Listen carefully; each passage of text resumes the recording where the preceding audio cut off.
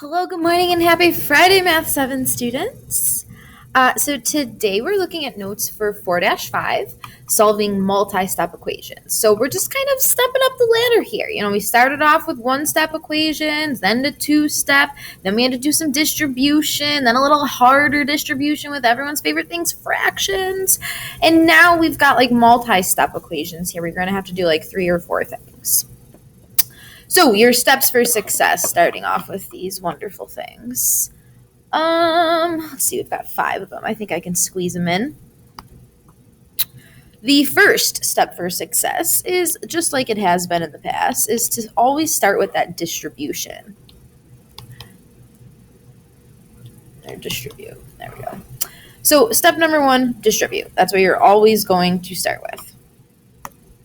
Step number 2, and now this is where it's going to be a little different. Where in the past we distributed and there wasn't any like terms or anything, there might be some like terms this time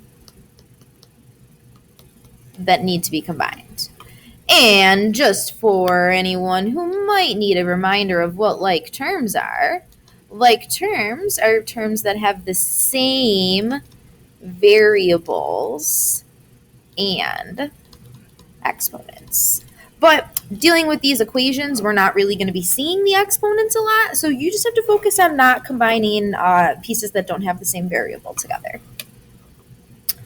Step number 3, after you combine your like terms, is to isolate the x term.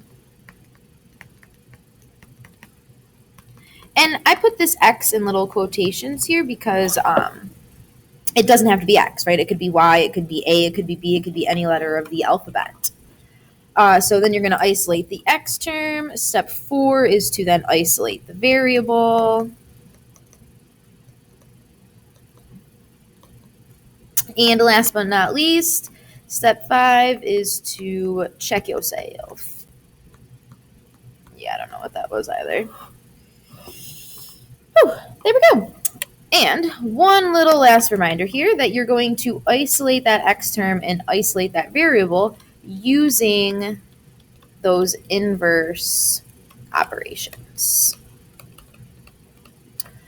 which is different from what you're going to do when you're checking yourself, because when you're checking yourself, you're going to be using order of operations. Difference there.